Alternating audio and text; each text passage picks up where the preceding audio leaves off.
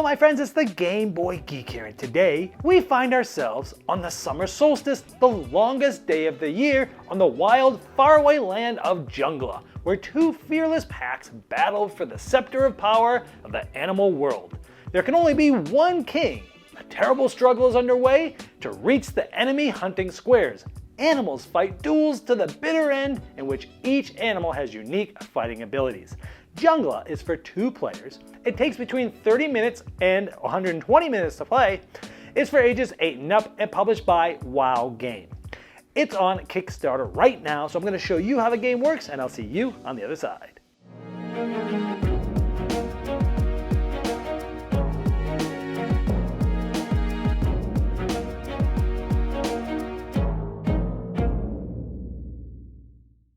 This is a Kickstarter preview, so all the art and components you see here are prototype. You're going to want to check the Kickstarter link in the description of this video to see all the final art and components.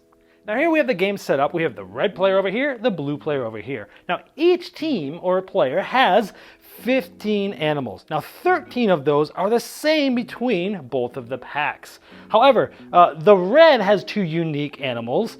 The lion and the gazelle, and the blue is 2 unique animals, the tiger and the giraffe. Now all these animals work differently from each other, but each side has a couple that are different from the other side. Now in this game, you win in one of 2 ways. One is to achieve 5 points. If you do that, you win. The red team will achieve hunting points if they get any of their animals to these hunting spots. Same for the blue team. If they get any of their animals to these hunting spots up here, each animal that gets into that other player's hunting spot gets a point. You get 5 points, you win. That's one way to win the game.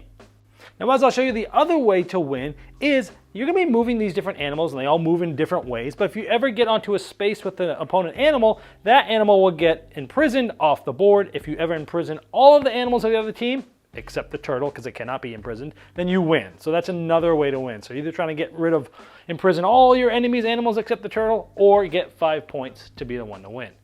Now I mentioned that this is a prototype, but I want to show you this one piece because this is more what the pieces will look like. Again, check the Kickstarter link to see exactly what they'll look like, but this is more what they'll look like, and you'll notice that this gazelle piece here at the very bottom of the base has a triangle facing forward, and that's going to show the direction that that specific animal is facing, and that's going to be very important in how you move and where you can move to. Now in this prototype, we just have some cardboard standees. Now we're the red player sitting behind where the red setup is. And when you look at these, this is sort of the front of this kangaroo here, and this is basically the point in this prototype. So if it's facing like this, it's facing exactly straight, but it might be facing something like this, it might be facing something like this, you know, so they're gonna be facing different areas. Now you go through a setup where each player is placing 3 animals at a time in their den, which are these yellow squares and things like that. So there's some strategy to where you're set up. Now the mechanisms of this game are very simple. On your turn, you are going to essentially activate 2 different animals. And those animals you can either move or you can change their direction. So even just changing this, this kangaroo's direction, I've activated that animal, and I can activate one more animal, like moving another one and things like that. So you're either moving or rotating an animal, and you get to do that to 2 different ones on your turn. That's it. The mechanisms are very simple, but it's all the moves and the special abilities of these different animals that brings the game strategy out. Now, all of the abilities are sort of listed, and their distance that they can go are listed by the types of animals that are up there. So once you know the game, you can kind of just look at the board there and you know what they do. But I'm going to sort of be teaching it and showing you some larger graphs that are from the rules to help facilitate the teaching. So let's look at how some of these different animals work. This is the lion. This is the best predator of the red team. Now, when you move, the animal's going to be able to move a certain distance depending on where they are. Right now, this is land. And all these squares here in the water are water. Now, if it was starting from the land, it could move 1, 2, 3, or 4 spots. If it was starting from the water, just 1. And the direction is either straight or diagonally in front of it like this. But they have some special moves. It can move like an L. So it can move straight, up to 4. So we see this 1, 2, 3, 4. Diagonal 1, 2, 3, 4. 1, 2, 3, 4. But it can also do this sort of L thing where it can go 1, 2, 3, or 1, 2, 3, 4. Those red spots are sort of those L's, and this is sort of looking at it at a diagonal. And again, that's why it depends on which way it's facing. Now, this is the lion's move, but on the blue team, they have a tiger that works in the same way. So because it can go like that, if it's facing straight, it could have gone 1, 2, 3, and it could land right on the spider. Now when you do that, this animal is going to be imprisoned. It's going to be brought off the board. Remember, that's one way to win, is to be able to, take everyone off the board from the other team except the turtle, who can't be taken off.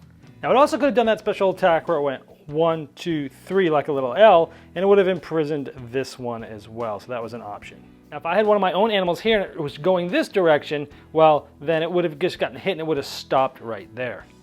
Now, the wolf works very similarly to the lion or the tiger. It can go up to 4 straight. It can do the sort of L where it goes 1, 2 here, 1, 2 here, all the way up to 3 or 4 like that. But it can't go diagonally like the lion could. So it's a little more restricted, but it has sort of that L-shaped hit that it could do. Now before I go over the last predator, I want to show you that this section here for runners, we have a gazelle and a giraffe, a zebra and a kangaroo. And there's some specific things that all tie to all of these runners.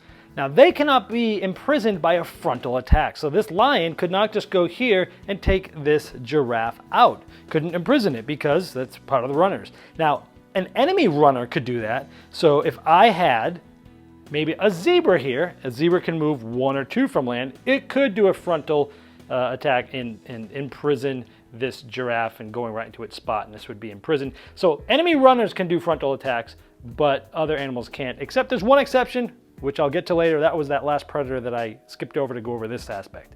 However, if this giraffe was facing in this direction, then this lion could come up, and because since it's not a frontal attack, it's a sideways attack, it could imprison that giraffe. And also, runners can only move forwards or sideways. They can't turn back towards their own den and go back in the other direction. And so for the runners, with the gazelle and the giraffe, essentially you can move 1 or 2 starting from land or 1 from water and just go straight or diagonally to the right like this. And that's how those 2 move. The zebra does exactly the same thing, but instead of going straight to the upper right, it goes straight or to the upper left. Now the kangaroo is pretty cool. It jumps, right? So if it's going from land, it does 2, and it shows it can only go straight, but it can jump. So let's say the blue one was here, it goes 1, 2, it jumps over. So it goes from here to here, and that's how the kangaroo works. And so if there was another red enemy here, it could have jumped over and imprisoned it. Now back to the cheetah. I told you I was skipping over that last predator because I wanted to show you the runners, because the cheetah can go 1, 2, 3, 4, or 5 on land, only straight because it's so fast, or starting by 1, you can only go 1 if it's starting in water, but it can imprison a running animal from the front. It's the only non-runner animal that can do that because it's just so fast. It's even faster than a runner, so that's sort of an exception there. Now the next section of animals I want to talk about are these ones. These are destroyers, and it's the rhinoceros, the elephant, or the gorilla. Now these are very interesting because if they move from land, they can go up to 4, but they can only move straight, but they can imprison more than 1 enemy animal. Usually you'd have to stop and imprison an animal. These ones, look at this, if there were 2 red animals here, this one could go 1, 2, 3, 4 and imprison both of those, for example. Now, if that enemy was also a destroyer type, it would have to stop it. Otherwise, it goes right through it. Now, the gorilla can move up to 3 from land. It can go forward or backwards, but it can jump. So if it's starting here, it can go 1, 2, 3, jumping over this enemy. Or it can go backwards, 1, 2, 3, jumping over its ally like that. And of course, if it ends on a spot, then it can imprison an enemy as well. Now the spiders, let's talk about some special animals. One of them is the spider. It can only move from land, and it can only go 1. It cannot enter water, and it can go in any direction. But whenever it's there in a spot, everything that surrounds it is a spider web, and enemies cannot go into that. Your own people can be there, but enemies cannot move into that. However, let's say after a spider's movement, an enemy is within one of these surrounded, it's in a web. And if by the end of that next player's turn, they don't move this animal away from the web, then it's going to be imprisoned at the end of its turn. Unless, of course, it's the turtle. That's a special animal that's immune to this. We'll get to the turtle later. Now, the vulture is an interesting special animal. It goes 1, 7, or 8 when it's starting on land, and just 1 on water. It can go in any direction. However, if it's going 7 or 8, there's a few restrictions. It can't jump over another animal. It can't travel over water squares, and you can't go into a defense area. I'm going to talk about the defense area in just a moment as we talk about getting points from getting to the hunting spots. Now I'm going to go over the aquatic animals. We have a crocodile, a hippo, and an anaconda. Now the crocodile can move 1 or 2 if it starts on land, but 2 or 3 if it starts on water, and it can go straight or up and to the right. So it's showing you here, you can go 1 or 2, or here 2 or 3. And you can start in water and even end up on land. As long as you start on water, you can move like that. Now the hippo moves just like the crocodile, but opposite. It does the same amount of movements, but instead of up to the right, it goes up to the left. Now the anaconda, same type, magnitude of movements, 1 or 2 from land, 2 or 3 from water, but it either goes diagonal to the left, diagonal to the right, or straight backwards. So it's a very interesting way that it moves.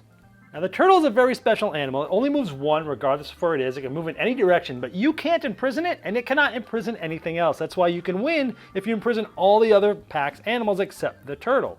Now there's some other special things about the turtle too, however. Now we talked about the defense area a little bit. These are the red aspects. The vulture couldn't fly into there, with moving 7 or 8. And we'll talk a little bit more about defense area later, but any of these hunting spots, if you get there, that's when you get a point. Unless you're the turtle, because it moves so slow, you'll get 2 points for getting there. And after any animal scores points from these hunting spots, it goes back to one of their den, the yellow spaces in any direction. Now, if the lion from the red team or the tiger from the blue team gets to the other team's hunting area, you'll actually replace the normal figure with one that has armor. So this one would get replaced with this one, that one would get replaced with that one. Of course, you'd go back to your den as normal.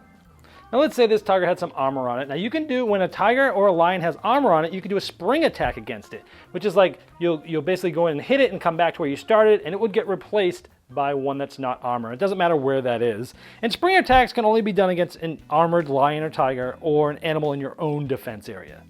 Now there's a lot of other restrictions within the defense area, but I'm not going to go over all the rules in the game and just give you a high level idea of how things work. If you're ever able to move into the prison square, you actually get to free animals that were already imprisoned from your side. Now you can free up to a maximum of 5 imprisoned animals, and then they basically, you put them in your den and such. But the animal that freed them is now imprisoned. They basically gave themselves up to free up to 5 animals of your own kind.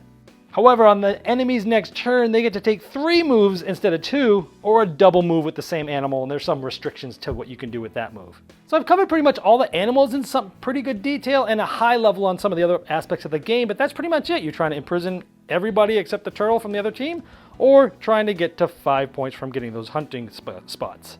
And there's also some other variants.